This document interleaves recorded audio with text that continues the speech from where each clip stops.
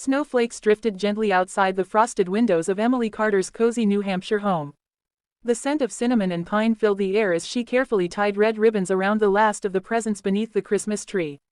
The holidays had always been Emily's favorite time of year, a time for family, forgiveness, and second chances. But this Christmas felt different. Quieter. It was Emily's first Christmas since her husband, Mark, passed away the previous spring. His sudden heart attack had left her heartbroken, and the once lively house felt painfully empty.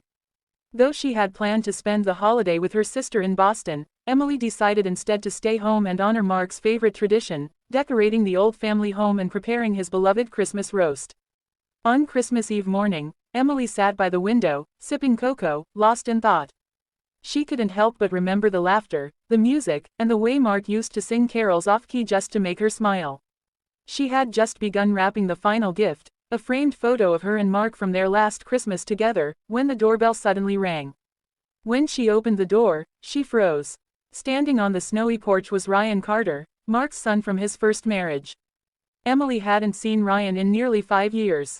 The last time they spoke, it had been tense. He had blamed her for moving his father away from their hometown, believing she'd kept them apart. "Ryan," Emily whispered, her voice trembling. He stood there, tall and hesitant, holding a small duffel bag. "Hi, Emily. I didn't mean to just show up. I didn't know where else to go." Emily stepped aside immediately, her heart racing. "Of course, come in. You must be freezing." Ryan nodded and stepped inside.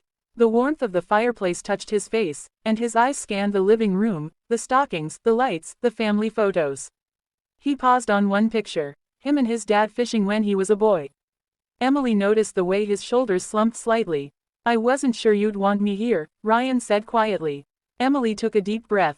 "Ryan, your family. You'll always be welcome here." The two sat down, an awkward silence lingering between them as the clock ticked softly in the background. Emily prepared him a cup of cocoa, and when she handed it to him, Ryan smiled faintly. "Dad used to make it this way, extra marshmallows," he said. She smiled gently. "I remember." He said it wasn't Christmas without them. Over the next few hours, the tension began to melt away.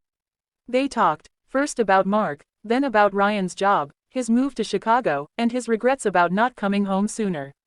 Emily listened, her heart warming as she realized how much Ryan reminded her of his father, not just in appearance but in kindness. When evening fell, Emily invited him to join her in decorating the last part of the house, the Christmas tree in the den. They opened the old box of ornaments together, laughing over Mark's silly, pickle ornament tradition.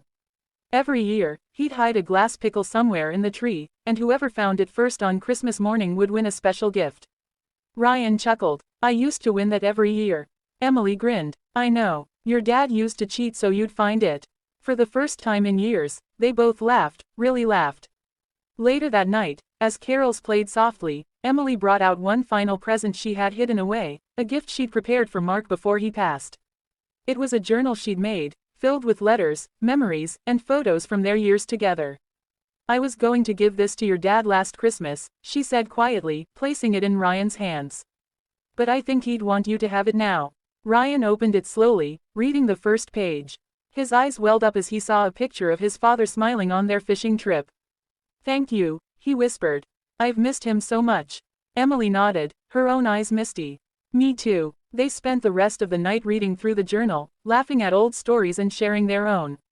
For the first time since Mark's death, Emily didn't feel so alone. And for the first time in a long time, Ryan felt like he'd found home again. The next morning, Christmas Day, sunlight streamed through the curtains. Emily woke to the sound of laughter from the living room. When she walked in, Ryan was on the floor surrounded by wrapping paper, holding a small box. "I found the pickle ornament," he announced proudly. Emily laughed in surprise. "You did not." "Did too." He held up the tiny glass pickle, grinning. "Well, that means you win the special gift," she said, walking over to the mantel and pulling down a small envelope with a red bow. Inside was a handwritten note. "To whoever finds the pickle, may this gift remind you that family is the real treasure of Christmas." Under the note was a key. Ryan looked puzzled. "What's this?" Emily smiled. "It's the key to the cabin by the lake. Your dad always wanted you to have it someday. He said it was where he felt closest to you." Ryan looked at her with tears in his eyes. "I don't know what to say. Just promise you'll visit it. And remember him there." He nodded. I will. The two hugged, a real, heartfelt embrace that seemed to erase years of distance and misunderstanding. That evening, they cooked dinner together, Mark's famous roast, and invited a few neighbors over. The house filled once again with warmth, laughter, and the sound of love.